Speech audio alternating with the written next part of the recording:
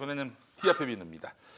자, 최근에 구매 후기 소개할게요. 네, 항상 빠지지 않는 광고라서 구입해서 사용해 봐야겠다라고 시작한 구매 후기 소개합니다. 한편으로는 비누가 왜 이렇게 비싼가 생각도 하고 있었는데 막상 구입해서 써보니까 기대 이상으로 좋습니다. 그렇죠. 쓰자마자 피부가 매끈해집니다. 정말로 저 말고도 아이들 목욕할 때도 써야겠어요. 이 좋은 걸 지금에야 구입하다니. 그리고 함께 넣어주신 쩌날리즘 역시 감사히 읽어보겠습니다. 우리 고정 필진 두 분이세요. 네네. 네. 앞으로 김용민닷컴 제품 무조건 믿고 쓰겠습니다라고 해주셨습니다.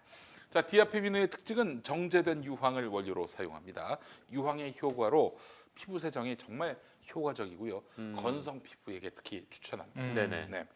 거기에 이제 제주도산 마유 오일, 말에게서 얻은 기름을 사용해서 보습 효과도 정말 뛰어난데 또한 그 피부 건강에 이로운 성분들이 포함된 어성초를 원료로 사용합니다. 단순 천연 재료가 아닌 발효 숙성시킨 한 6주 동안 그런 한방 재료를 사용해서 더욱 피부에 좋습니다. 거의 안 익다시피 하지 않습니까? 네. 네. 디아페는 하도 많이 한 해서. 3년 동안 비슷한 멘트를 하다 보니까 네네. 요즘처럼 일교차가 큰 환절기에도 좋습니다. 피부 트러블로 고통받는 아이들, 날이 건조해지면은 가려움이 심해지는 부모님들께 정말 강력하게 추천합니다. 써봐야 그 진가를 알 수 있는 디아페 비누를 김용민닷컴에서 가장 저렴한 가격에 만나보시기 바라겠습니다. 디아페 비누 한 세트 3개가 들어가 있는 건데 여기 바로 한 세트예요. 네네. 네네. 여기 2만 원입니다. 2만 원. 포장을 제거한 저 껍데기, 요 껍데기. 종이 이런 거 다 네. 없앤 거. 그건 19,000원. 1,000원이 싸요.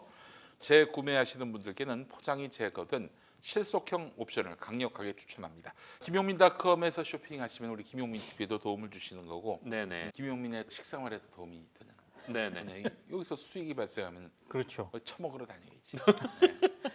지난 주말에 닭갈비 3개를 먹었습니다. 가족들하고요. 아니, 혼자서 한 끼에. 아니 뭐 그런 얘기 어디 가서 하지 마. 그런 얘기 어디 가서 하지 말라면서 방송에서 하면 어떡해요. 제가 식비가 좀 많이 나갑니다, 여러분. 네. 많이 도와주세요. 좀. 유황온천 다녀온 것과 마찬가지인 효과를 디아페 비누를 통해 세안하시고 샤워하시면 경험하실 수 있겠습니다. 네. 아이고 사우나 한번 가보고 싶다 정말. 아, 안 간지 진짜 오래됐죠, 사우나. 예, 사우나 들어가보지 한지 않은지. 오래됐어요. 이러다가 저기 뭐야 풀리면은 다른 무엇보다도 노천탕이 있는 곳으로 한번 가보고 싶습니다. 아, 노천탕. 네. 네. 너무 몸은 따뜻한데 목이 이제 물 밖으로 빠져나오면은 시원한 바람이 불 때 그 네. 기분을 잊지 못합니다. 네. 네. 자, 코로나요, 빨리 가라. 이번에는 우리 민동기 기자님. 오늘은 SBS 문제를 좀 얘기를 할까 합니다. 음. 예상은 했지만 음. 굉장히 SBS가 노골적으로 음. 촛불혁명 이전으로 돌아가려고 대놓고 벌벌음을 치고 있다. 다들 기억하실 겁니다. SBS가 경영진 임명 동의제를 국내 방송사 최초로 도입을 했어요. 촛불혁명 직후입니다. 문재인 정부 들어섰을 때 음. 그때 당시 뭐 한국 방송사 최초로 도입을 했다. 네. 소유와 경영을 뭐 분리 실천하는 선언이다. 대대적으로 홍보도 했었는데 최근에 SBS가 임명 동의제와 관련해서 단체 협상 해지를 노조에 통보를 했습니다. 야, 없애겠다는 거죠. 그래요? 예. 이 단체 협상이 뭔가 했을 때 아는 분들은 다 알겠지만은 회사에 사규가 있고 네. 취업 규칙 이런 것도 있고 사규 속에 이제 취업 규칙이 들어가 있는 거죠. 네네. 그거보다도 상위법, 최고 높은 겁니다. 특별법 같은 거지. 특별법이 바로 단협. 노사 간 단체 협약입니다. 네. 네. 그 미디어 오늘도 그런 게 있지 않았습니까? 있죠. 있죠. 네. 노조가 있는 회사는 다 있다고 봐야 돼요. 네, 그래서 이제 예를 들면 취업 규칙이나 이런 데서는 엄격하다면은 노사 협약에서는 그보다는 좀 덜 엄격하게 한다든지, 혹은 취업 규칙에서 굉장히 약한 게 노사 협약에서는 또 굉장히 강력한 규율로 네. 이렇게 격상되는 경우도 있고요. 근데 약간 취업 규칙과 사교보다도 더 강력한 게 노사 협약입니다. 근데 그걸 잘 몰라서 그런데 노조원 아닌 사람들도 노사 협약에 적용이 됩니까? 그럼요. 아, 됩니다. 그래요? 네. 적용 대상입니다. 아 그래요? 네. 좋네. 그렇죠. 그러니까 단체 협약이 네. 대단히 강력한 겁니다. 이 교섭권을 가지고 있는 노조가 단체 협상을 체결하면 그건 모든 구성원들에게 근데 다. 이제 SBS 같은 이런 대형 방송사에서 노동조합과 사측이 맺은 노사협약 이거를 지금 회사가 파기를 했다는 거 아닙니까? 이거는 선례가 딱 하나 있었어요, 형님. 하나? 하나. 내 기억에는 김재철 때 MBC. 아, 지금 김재철 때 MBC처럼 네. SBS가 지금 노사 협약을 파기한 거예요. 파기하겠다고 통보를 했거든요. 노조에. 근데 이게 너무 웃겨요. SBS의 해명은 이렇습니다. 노조가 임명 동의제 삭제를 받아들이지 않았다. 그러면서 SBS가 뭐라고 얘기를 하냐면요. 전 세계에서 경영진 임명 동의제를 시행하는 방송사나 기업은 없다. 공영방송에도 전례가 없고 더군다나 경쟁력이 최우선인 민영기업이 대표이사와 경영진 임명 과정에 이사회와 주주들의 의견을 무시하는 제도를 도입하는 것은 상상도 할 수 없는 일이다. 자기네들이 도입한 거 아닙니까? 아니 애초에 왜 도입했어 그러면? 자기네들이 도입한 거 아니에요? SBS가? 그러면서 SBS가 또 뭐라 그랬냐면 경영진 임명 동의제가 공정방송의 필수 불가결한 제도가 아니다. 저는 이런 궤변을 공개적으로 할 수 있다는 것에 상당히 좀 놀랐고요. SBS가 경영진 임명 동의제를 수용한 이유를 이렇게 들고 있어요. 2017년 대선 직후에 당시 윤창현 언론노조 SBS 본부장이 SBS를 상대로 무한투쟁을 선언을 하면서 경영진을 막 고발을 했는데 노사관계가 그때 최악이었다. 그때 그 노사관계 최악을 완화하기 위해서 노조가 요구했던 경영진 임명 동의제를 대승적으로 받아들였는데 그 이후에도 언론노조 SBS 본부 쪽에서는 뭐 SBS 대주주는 물론이고 사장, 경영본부장 퇴진 운동을 벌였기 때문에 노사 합의를 노조 측에서 깨뜨렸다. 그래서 단협도 이번에 해지하는 게 맞다. 왜냐하면 노조 쪽에서 어겼기 때문에. 그래서 경영진 임명 동의제도 이제는 안 하겠다. 야, 이런 취지로 통보를 한 겁니다. 뭐 그냥 끝까지 가자는 거 아니에요? 끝까지 가자는 거라고 완전히 아니 지금 이거는 한마디로 파국을 지금 유도하는 거나 마찬가지예요. 그렇습니다. 뭘 논의해 있는 걸까? 이게 진짜 이 노조하고 같이 못 하겠다는 건지 아니면은 구조조정으로 가기 위한 전 단계인 건지 뭘까? 노리는 거는 음, 제가 봤을 때 일단 가장 파악하기 쉽게 노리는 거는 올해 말에요. 올해 말입니다. 차기 사장에 대한 임명 동의 투표가 실시가 돼요. 당장. 박정훈 사장에 대한 임명 동의 투표. 지난번에 한번 연임을 했거든요. 네. 그래서 뭐 이번에도 박정훈 사장이 될지 안 될지는 모르겠습니다만 어찌됐든 차기 사장, 새로운 사장이 될 수도 있고 차기 사장에 대한 임명 동의 투표가 실시가 될 예정인데 SBS 본부 노조 쪽에서는 임명 동의 기준을 바꿔야 된다라고 요구를 하고 있습니다. 그러니까 재적 의원의 60% 반대로 지금 돼 있거든요. 네네. 반대를 하면은 구성원들이 경영진의 임명을 못 해요. 그렇지. 갈 수가 없어요. 근데 그러니까 40% 이상 지지를 받으면 그냥 가는 거지. 가는 걸로 돼 있어요. 네. 근데 이 재적 60% 반대를 네. 40% 찬성으로 바꾸자. 본부 40% 노조에서. 찬성? 재적 40% 찬성만 하면은 아웃되는 걸로. 네. 그러니까 이제 지금은 뭐 찬성도 있고 무효도 있고 뭐 반대도 그렇죠. 있고 그런데 하여간 반대가 60% 넘어가면은 아웃. 이건데 이제는 찬성 40%로 가자는 얘기는 40%만 찬성하면은 그냥 갈 수 있도록 한다. 네. 이런 얘기네요. 예. 어. 그러니까 SBS 입장에서는 상당히 껄끄러운 거죠. 노조가 이렇게 주장을 하고 있는 게. 실제로 박정훈 사장이 지난번에 2019년에 연임이 한번 됐었는데 이게 지금 규정인 재적 의원의 60% 반대라는 기준이 있었기 때문에 가능했다. 라는 얘기가 SBS 내에서도 나와요. 그러니까 이제 그때 당시 SBS 본부 노조 쪽에서는 박정훈 사장 연임을 반대했거든요. 근데 60% 이것 때문에 통과가 된 거예요. 그러니까 이게 의외로 기준이 되게 높은 편이에요. 이게 그렇죠. 생각보다. 60% 반대면. 그렇죠. 그러니까 본부 노조 쪽에 이 기준을 낮추려고 하는 거고 네. SBS는 이거 허용을 안 하려고 하는 거고 그런 갈등을 계속 겪다가 결국에는 SBS가 본부 노조를 상대로 굉장히 강공을 던진 것 같아요. 아예 그냥 없애버리겠다. 아예 이거 없애버리겠다. 저는 이게 표면적인 이유라고 생각을 하고 두 번째는 저는 이게 더 크다고 봐요. 이제 정권 말기입니다. 2017년에 SBS가 경영진 임명 동의제를 막 하고 그때 뭐 윤세영 이선 후퇴, 윤석민도 이선 후퇴 해가지고 막 대대적으로 소유 경영 분리 이런 걸 외쳐댔잖아요. 그렇게 해서 이제 소유와 경영을 분리하는. 그렇죠. 네. 그래서 이제 자기네들은 굉장히 공정 보도를 할 수 있는 토대가 마련된 것처럼 이렇게 선전을 했거든요. 자, 근데 요 경영진 임명 동의제를 슬슬 바꿔야 된다, 요거 없애버려야 된다는 얘기가 나온 게 2019년도부터 나오기 시작을 했어요. 이 밀어붙이지는 못했거든요. 네. 그러다가 2021년 작년 말부터 올해 이제 2021년에 딱 이렇게 들어서면서 정권 말기죠. 이제 재보궐선거 뭐 이런 것도 고려를 했을 거고 올해만 어떻게 좀 잘하면은 SBS가 또 예전에 지금은 뭐 윤석민 체제를 염두에 두고 있겠지만 윤석민 체제로 확실히 이번 기회에 자리매김을 할 수 있지 않을까, 이런 여러 가지 포석이 좀 있는 게 아닐까 싶어요. 그래서 드라이브를 걸었다 SBS가 정말 대놓고 이런 식으로밖에 해석이 안 됩니다. 그러니까 지금 노조 쪽에서는 굉장히 강하게 반발을 하고 있긴 하는데 지금 언론노조 위원장이 윤창현 SBS 본부 노조 본부장이지 않습니까? 네. 갔어요 거기로. 예. 근데 이게 어느 정도로 지금 SBS 구성원들이 구심력을 딱 갖춘 상태에서 이거를 저항을 하거나 좀 반대를 할 수 있을지는 솔직히 잘 모르겠어요. 그리고 저는 사실 한 가지만 더 말씀을 드리면 방송통신위원회 책임이 더 크다고 봅니다. 방송통신위원회가 SBS를 조건부 제어가 결정을 내려줬잖아요. 그때 뭐라고 얘기를 했냐면은 방송의 사적 이용 금지나 투자 이행과 같은 대주주 책임을 명시를 했거든요. 네. 일단 조건부 제어가를 일단 내준 것부터 저는 잘못됐다라고 보고요.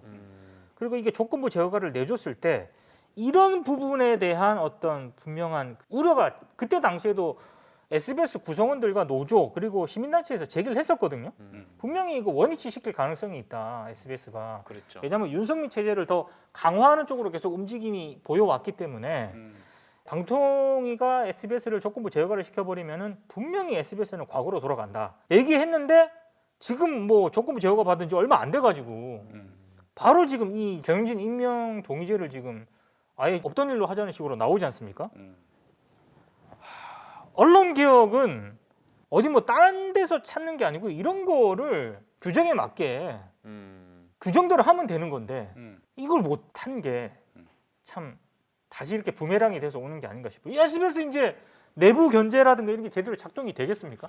전혀 안 될 거라고 저는 생각을 해요. 근데 지금 저 그 태영이 재벌이 되면은 재벌 집단이 되면은 네. 지상파를 소유할 수 있어요? 재벌 집단이 되면 소유가 그거를 원래는 안 됐었는데 소유를 못하도록 계속 지금 그렇죠. 꼼수를 부리고 있다는 의혹을 계속 노조 쪽에서 제기를 하고 있죠. 그거하고 좀 연관돼 있는 건 아니에요? 어떤 식으로? 모르겠어. 하여튼 뭐 SBS가 하여간 지금 이런 파행을 빚는 게 뭔가 쫓기는 것 같다는 느낌이 좀 들거든요. 아니 재벌이 되면은 SBS는 이제 TV만 종편으로 돌리고 네. 라디오는 지상파잖아요. 라디오는 지상파야. 네. 지상파죠. 뭐 무슨 종편 라디오 없어요. 케이블 라디오 없어.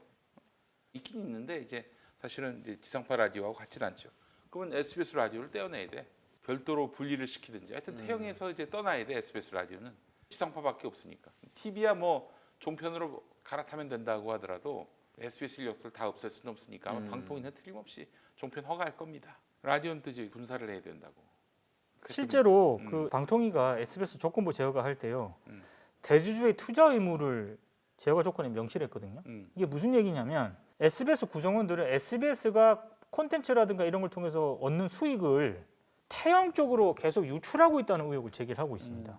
그러니까 SBS 대주주가 SBS에서 발생한 수익을 외부로 유출했던 콘텐츠 수익 배분 구조를 공정하고 합리적으로 개선을 하라. 그리고 여기서도 그런 게 공정하고 합리적으로 되어 있는지를 방통위원회에다가 보고를 하라는 그런 조건을 달았거든요. 그렇게 해서 조건부 제어가를 했는데 일단 첫 타가 나온 얘기가 경영진 임명 동의제 없던 일로 이렇게 나왔단 말이에요. 그럼 무슨 얘기냐? 앞으로 방통위가 허가했던 조건부의 조건이 제대로 지켜지지 않을 가능성이 굉장히 크다는 얘기죠. 이랬을 때 방통위가 또 어떻게 하겠습니까? 지금 뭐 이제 문재인 정부에서는 SBS를 방통위원회가 어떻게 할 수 있는 그게 없어요. 저는 그렇기 때문에 더 이렇게 나온다고 생각을 하거든요. 그러니까 기회가 있을 때, 권한이 있을 때 그 권한을 제대로 행사하는 것도 굉장히 중요하다라고 생각을 하는데 그 권한을 제대로 행사하지 못함으로써 저는 이런 문제가 다시 발생하는 게 아닌가 그런 생각이 좀 들더라고요. 하여간 그 SBS는 참 재밌는 동네입니다. 아니 SBS는 뭐 저도 SBS 잘 안 보긴 합니다만 음, 근데 내가 안 본다라고 해서 가만히 내버려둘 문제는 아니잖아요. 음, 막강한 지상파 중에 하나고요. 음. 여전히 거기서 굉장한 큰 권력을 차지하고 있고 음. 더더군다나 라디오라든가 이런 쪽은 여전히 무시 못할 그런 영향력이 있고요. 특히 8시 뉴스 같은 경우 SBS 뉴스는 안 보는 사람은 안 보겠지만 그 자체가 가지고 있는 또 파워가 무시할 수가 없어요. 지상파라는 그런 권한 때문에. 그러면은 대주주에 있어서 어떤 문제가 발생을 하면은 SBS를 문 닫으란 얘기가 아니고 대주주를 바꿔야죠. 그런 결단을 참 못한다. 그 정치적 배경이 너무 부담스러운 거죠. 그런 걸 할 수 있는 인사를 이제는 방통위원이라든가 이런 쪽에 좀 보내야 되지 않을까. 그리고 방통위원회의 구조도 저는 바꿔야 된다라고 생각을 합니다. 그놈의 합의제 때문에 위원장을 누구를 앉혀도 여야 추천 상임위원들 간에 논의를 무시를 할 수가 없거든. 그렇죠. 그러니까 너무 지금 제도적으로도 그렇고 손봐야 될 게 너무 많아요. 그래서 선거가 이틀 후 어떤 결과가 나오더라도 이 민주당은 개혁의 가속 페달을 밟을 수밖에 없어요. 언론 개혁도 마찬가지고. 우리 국민들이 정말 답답해하셨습니다. 5.18 광주 때도 언론이 보도를 하지 않으니 얼마나 절망적이었습니까? 보도를 하지 않는 정도가 아니라 시민을 폭도로 몰아가지고 KBS하고 MBC가 불탔던 거 아니에요. 마음속으로 아마 그런 심정들이셨을 거야. 아니 이 눈앞에 보이는 이런 명백한 불의와 거짓말에 대해서 이걸 무슨 공방으로 만들어버리고 이러니 얼마나 열불 터지겠어요. 언론이 그래서 바로 서기 위해서는 더 정부가 나서서 언론 개혁한다는 것도 참 쉽진 않습니다만 그러나 정부가 언론에게 작용할 수 있는 범위 안에서는 최대한 해야지. 그래서 이제 바우처 제도 같은 경우 정부 광고를 정권에게 예쁘게 보이는 사람들한테 책정을 하는 게 아니라 국민들이 결정하게끔 만들어 버리자는 거예요. 그러면은 최소한 정부 광고비 1년 한 1조 되는 돈인데 1조 되는 돈은 적어도 국민들한테 잘 보여야 된다라는. 그동안은 삼성한테만 잘 보이면 됐잖아요.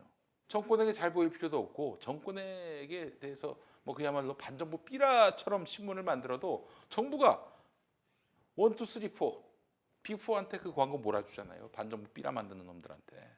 아니, 별도 없는 거지 진짜 이게. 뭐 하는 짓이야 이게. 대가리 박을 일입니다 진짜 이거는. 아니 그렇게 밀어줬는데 돌아오는 게 모욕, 저주, 마타도야.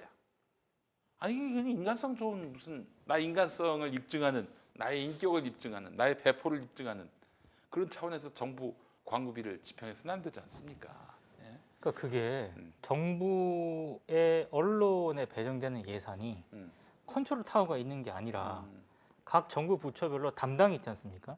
그 담당이 지금까지 해온 대로 예산을 짤 겁니다. 아니 내가 진짜 네. 정말 근본도 없는 놈이기 때문에 그런데 정부 광고비 이렇게 조중동 쪽으로 몰아주게 획책한 놈이 있다면은 시작해서 아구창을 날리고 싶어. 아니 저는 이 새끼 아니냐고. 내가 저는 어? 그래서 저는 참 답답한 게 이게 참 문재인 정부 들어섰잖아요. 장관들이 갔을 거 아닙니까? 예. 라인업을 또 구성했을 거 아니에요? 예산이 올라올 거 아닙니까? 이렇게까지 예산을 배정해야 이 지적을 한 사람이 누가 있을까라는 생각이 저는 요즘 굉장히 의문이 들더라고. 지금 말이죠. 포털 같은 경우도 이 공공적 감시와 견제와 통제 대상이어야 합니다. 이게 정권의 공공적 감시 통제 대상으로 두자는 것이 아니라 지금 김용민 의원하고 김용민을 구분 못하는 놈이 지금 기사를 써서 포털에 전송하고 네이버에 턱하니 걸려 있습니다. 지금 포털에 기사가 제공되는 언론들이 다 공인되고 어느 정도 일정한 퀄리티를 갖춘 언론들인 걸로 사람들이 착각하잖아요. 그러니까 암도 안 되는 것들이 많아요.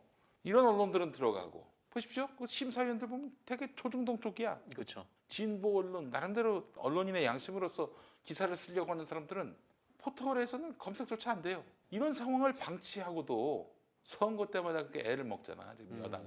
저쪽은 얼마나 착같이 합니까? 이미 정권을 잡아서 KBS, MBC에 지 특보 측근을 사장으로 갖다 앉혀놓고 YTN까지. 그래도 모자라니까 종편을 수두룩하게 만들어서 조중동매연. 매연. 매일경제, 연합뉴스, 네. 조중동 매연을 갖다 뉴스를 하게 만들었잖아요. 여론의 다양성을 위해서 그렇게 종편 뉴스 채널을 만들었는데 다 한쪽 편이야. 그 구조에서 지금 뭐가 달라졌어요? 모르긴 해도 한겨레 뉴스 채널 정도는 한겨레를 제가 지지하고 옹호하는 게 아니라 최소한 아무리 못해도 그런 정도의 어떤 균형성이라도 맞춰주는 노력조차 했냐 이거야. 그 정말 터무니없는 그런 종편들 하나 커트도 못 하시면서 새로운 거 하나 만들 수도 없고 무능한 거지. 이거는 뭐 일종의 무능한 거야. 대책이 없는 것이기도 하고 그런 거 아닙니까? 난 포털만이라도 공적 감시 통제기구 아래 두자 이거예요. 지금 뭐 알고리즘 탓하는데 한 번도 조중동을 보지 않는 사람이 한겨레만 경향만 본 사람이 조중동이 자꾸 이제 추천 기사로 뜬다는 거 아니에요. 알고리즘을 어떻게 설계했는지 그것까지 검증을 하고 쟤네들은 알고리즘으로 하는가 보다 이렇게 판단하고 있습니까? 이마저도 못하지. 아니 지금 국민들에게 엄청난 영향력을 끼치고 있는 포털이라면은 당연히 공공적 통제와 감시의 영역으로 만들어놔야 되는 거 아닙니까? 아니 박탈하면 돼요. 뉴스 편집을 못하도록. 그렇지. 언론사로 등록시키고 네. 그러면은 언론사가 아무리 민간 언론사라도 어느 정도 과점을 하면은 그에 합당한 책임을 지게 한다든지 있어요. 그게 법률이. 아니 포털은 언론이 스스로 아니라고 생각하기 때문에 그래? 그러면 뉴스 배치하지 말고 검색만 해 이렇게 하면 되는데 그걸 못하는 거죠 지금. 그것도 그저 포털 출신이한 양반이 또 이제 지금 더불어민주당 국회의원 하시잖아. 알만한 양반이 뭐 하고 있어 지금? 괜히 그 포털 들어오라고 한마디 노출됐다가 아주 개망신 당하고 말이야. 가오나 잡고 말이야 사람이. 뭐 내실도 없고 뭐 그냥 내용도 없어. 이러니 내 언론들한테 농락을 당했다가 죄송합니다. 선거 이틀 앞두고. 근데 반성할 건 반성해야지. 어차피 이거 저기 선거 이후에 많이들 보실 텐데 그렇잖아요. 아니 그래서 선거 때만 되면 그냥 뉴스 공장 아니면은 진보 유튜버. 진보라고 하니까 페미니스트들이 싫어합니다. 네, 알겠습니다. 민주진영 유튜버 이런 데 와가지고 문도 드리는 이런 이제 좀 그만하시고 이거 저 서울시가 만약에 오세훈한테 넘어가 보십시오. 저 생각하기도 싫은데 김어준 지킬 수 있겠어? 못 지키지. 한참 갈구고 괴롭히다가 이제 아마 저 김어준 결국 그만두게 만들 거예요. 그럼 그때 가서는 어떡할 거야? 아이고 참 답답한 분들입니다. 이게 답답해요. 답답해. 땡땡땡의 교통공장 뭐 이런 응? 걸 하겠죠. 교통공장. 교통공장. 응. 근데 물론 이제 저는 우리 평화나무가 들여다 볼 거예요.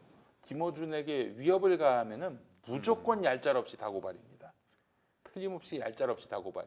지난주 나 수요일에 갔다 왔어. 마포경찰서. 고발인 조사. 고발인 네. 조사를 하는데 경찰관께서 물어보시더라고. 수사관께서. 아니 이 사람이 지금 서울시장이 된 것도 아니고 되면은 그렇게 하겠다는 건데 이게 어떻게 편성에 개입을 한 거냐? 압박을 가하는 것이 될 수 있느냐 이렇게 말씀하셔가지고 김용민 씨가 좀 명답을 했습니다. 돌아오면서도 신이시여 뿌듯 내가 이렇게 진술했단 말입니까? 누가 진술했습니까? 이게 어떤 거냐면은 법을 한번 보겠습니다. 법이 뭐냐면 방송법 4조에 누구든지가 중요해. 누구든지 방송 편성에 관하여 이 법 또는 다른 법률에 의하지 아니하고는 어떠한 규제나 간섭도 할 수 없다 이렇게 되어 있습니다. 누구든지 어떠한 규제나 간섭도 할 수 없다. 누구든지 서울특별시장이든지 아니든지 어떠한 이게 심리적인 압박이든 실질적인 위협이든 안 된다는 겁니다. 근데 게다가 지금 오세훈이는 유력한 서울시장 후보고 네. 또한 구체적으로 자기가 직위에 올라가지고 TBS의 예산권을 끊어가지고 그렇게 해서 뉴스 공장을 어떻게든 없애겠다 이렇게 이야기를 했잖아요. 천명을 했잖아. 게다가 이런 법률에 의거해서 한번 처벌받은 사례도 있습니다. 이정현. 네. 이정현은 근데 KBS 김시곤 보도국장한테 당신 말이야 내 말 안 들으면 당신 보도국장 자리 지킬 수 있을 것 같아? 이렇게 얘기했다면 얄짤없는 건데 좀 한 봐주시오. 번만 도와주시오. 이것도 편성에 부당한 간섭과 개입을 한 걸로 청와대 수석이 보도국장한테 다이렉트로 거의 전화해서 1,000만 원을 때려 맞았어요. 네. 거의 그만큼 누가 했느냐. 봐주쇼는 봐달라는 얘기가 아니라 압력이죠. 아니 근데 청와대 홍보수석이 예를 들면 뭐 국영방송 KBS 보도국장한테 한 것도 아니고 기구가 분리돼 있어요. 대통령이 임명권만 가질 뿐이지 KBS의 편성에 대해서는 청와대가 간섭할 여지가 없어. 법적으로 서로 엮일 일이 없기 때문에 상하 관계, 위력에 어떤 영향이 미치는 관계 그런 게 아닙니다. 별개예요. 별개지만 방송 제작의 일선에 있는 보도국장한테 전화해서 뉴스를 빼라 넣어라 이렇게 한 것 자체가 누구든지 어떠한 개입 간섭으로 볼 수 있는 겁니다. 그래서 일단 아마 오세훈 저희가 고발한 거는 저희 상상과 법해석 관점에서 보자면은 기소가 될 것 같아요. 느낌. 제가 기소한 건 아니지만. 근데 그렇지 않고 실제로 오세훈이가 시장돼 가지고 뉴스공장을 없애려고 흔들면은 얄짤없습니다. 그거는 뭐 명백한 개입이 되는 거기 때문에 그것도 역시 평화나무가 마침없이 다 고발을 하겠습니다. 기본 촉수를 위한 게 아니에요. 이런 식으로 방송을 뭐 정권을 갖는다든지 소시 권력을 갖는다든지 이런 이유로 이렇게 전리품으로 여기는 거. KBS를, TBS를 이런 문화 자체를 완전히 이제 끊어버리겠다라는 의지고요. 그건 뭐 저희가 뭐 고집을 갖고 시전을 해보도록 하겠습니다만은 하여간 평온한 많이 도와주시면 좋겠습니다. 예, 그 얘기를 하려고 했습니다. 예. 상당수 언론이 바뀐 게 별로 없이 지금 문재인 정부 4년이 지나고 그렇죠. 있는 것 같습니다. 원칙대로만 했으면 될 수 있는 것들이 많았는데 몇 개 있었어요. 그렇지. 상징적으로. 아니 진짜 본보기로 누구 하나 날렸으면은 MBN은 까지 확실히 이렇게 그 우스운 꼴이 되지 않았을 그것도 거예요. 무리한 게 아니라 음. 명백하게 규정을 위반해서 그 규정에 따라서 조치할 수 있는 것들이 있었는데도 그걸 못했어요. 결국 MBN도 뭐 처음에는 살려주십시오 뭐 열심히 하겠습니다 막 그러더니 네, 저 이 얘기까지는 안 하려고 그랬는데 MBN 어떻게 살렸는 줄 아세요? 어떻게 해요?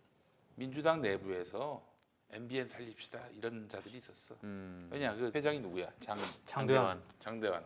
그 양반이 DJ 때 국무총리 국무총리 네, 맞아요. 후보로 됐다가 후보였다가 아웃됐죠. 이제 결국 청문회를 못 넘었지. 그 양반이 아마 호남 출신이니까 그럴 거예요. 그쪽에 네트워크가 셉니다. 호남 출신인지는 모르겠는데 하여튼 그 네트워크가 강하고 네. 호남의 민주당 기반의 정치인들이 MBN은 살립시다 해가지고 메시지가 들어간 걸로 알고 있어요. 그리고 저도 몇 번 글도 쓰고 방송에서 공무원 기자에서도 몇 번 얘기했는데 민주당 의원들이 MBN에 또 많이 나갑니다. 네. 많이 나갔고 그때 제어가 국면에서라도 제발 좀 그거는 자제를 좀 하시라라고 얘기했는데도 씨알도 안 먹히죠. 많이 나가시더라고. 그리고 아까 김용희 PD가 얘기한 그런 얘기도 계속 들려오고 우회로로. 그래서 아예 안 되겠다. 결국 MBN은 조건부 해가지고 또 살리겠구나. 그때 그렇게 생각을 했었죠. 근데 결국 그 6개월 정지도 안 하겠다고 지금 소송까지 지금 버티고 걸고, 있잖아요, 예, 지금도. 나간 거잖아요. 이러면서 이제 뭐 진짜 지금 방송사들 언론인들 눈에 문재인 정부가 뭐 위협이라도 됩니까? 아무도 위협도 안 돼. 무슨 이렇게 국민의힘이 독재라 그러는데 무슨 이렇게 헐렁한 독재가 있어요. 진짜 독재는 본인들이 더 잘 알잖아. 지금 과거에 어떻게 했는지.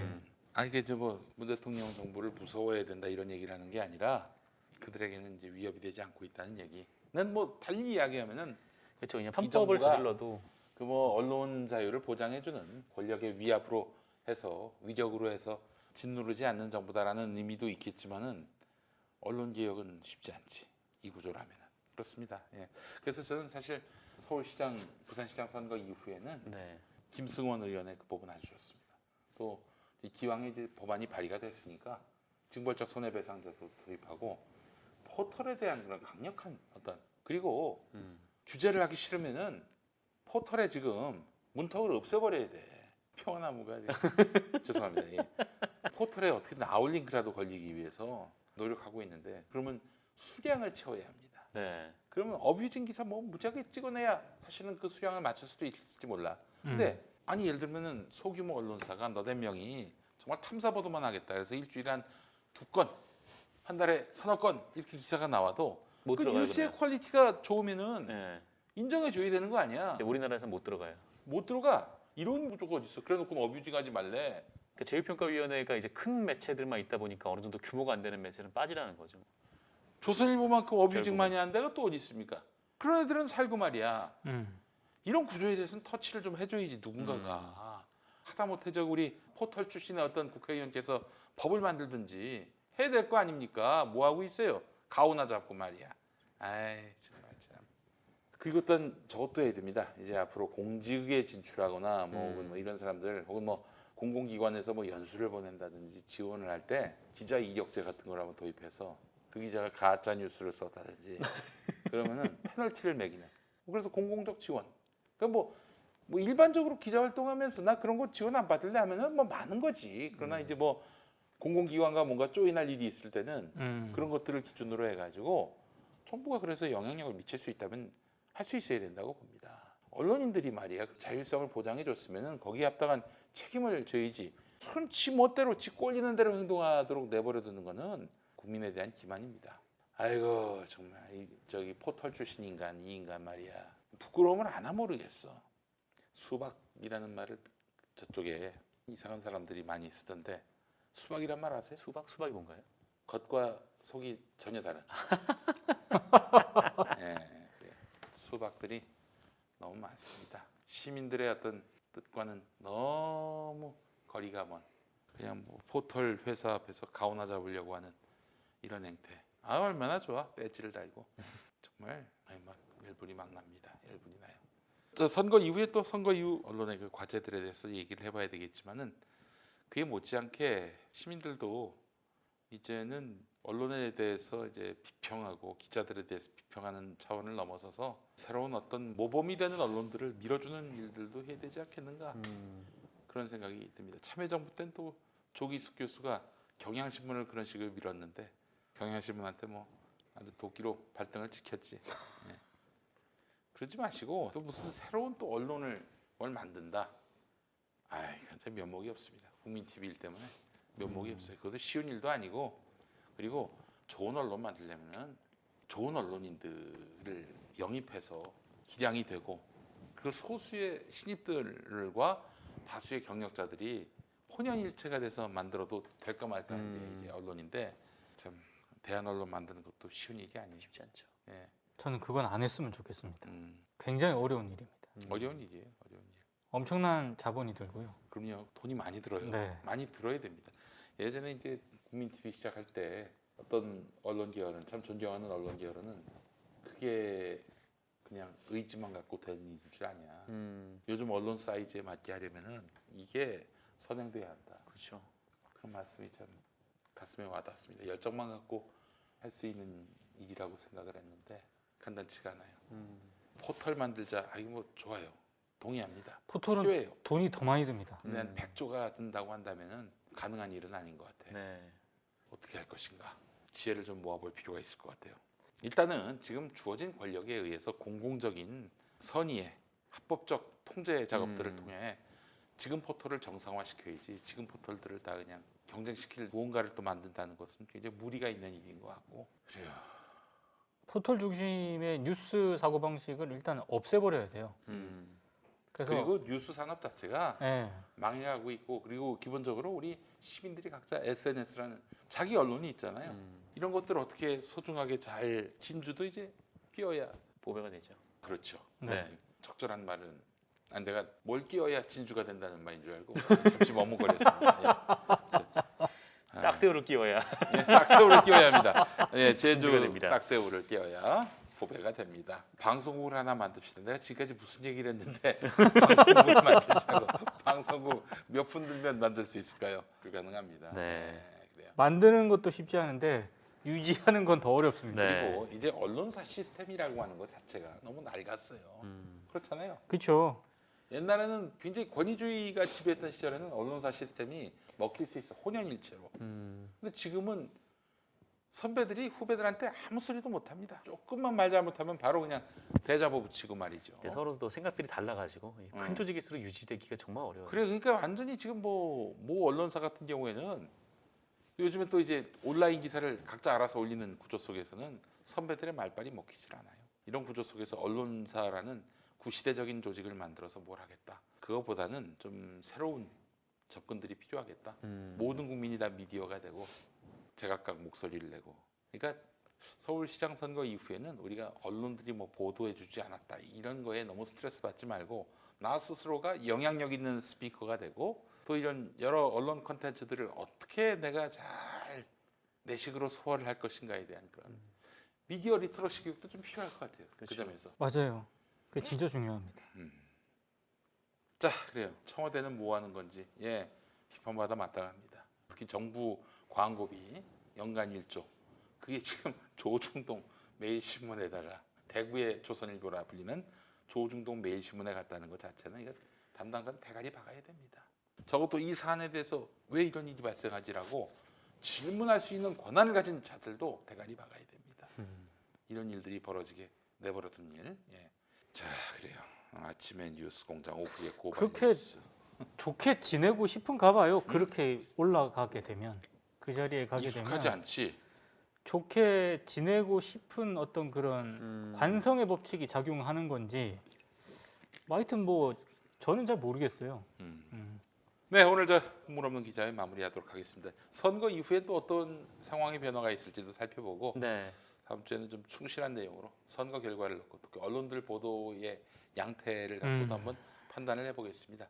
그리고 기본적으로 이제는 언론이 많이 보도해야 여론이 된다는 인식을 우리가 머릿속에서 지우는 것도 맞아요. 필요할 것 같아요. 네. 네? 그렇잖아요. 뭐 열심히 보도한들 예전에 그 박근혜 때 정말 모든 언론이 다 말하자면은 일방적인 목소리를 냈다. 지금도 마찬가지죠. 일방적인 목소리를 낸다고 그게 여론이 되진 않아요. 우리 국민들이 똑똑해졌기 때문에. 자, 그렇다면 어떤 좋은 공론의 장을 만드느냐 이 언론들이 그 부분에 대해서 우리가 고민을 좀 해야 되지 않겠는가 생각 들고요. 자, 마무리하겠습니다, 여러분. 평온 한번 많이 도와주시고 다음 주에 뵙겠습니다. 우리 네. 민동기 기자님, 정상근 기자님 수고하셨습니다. 고생하셨습니다. 수고하셨습니다. 예.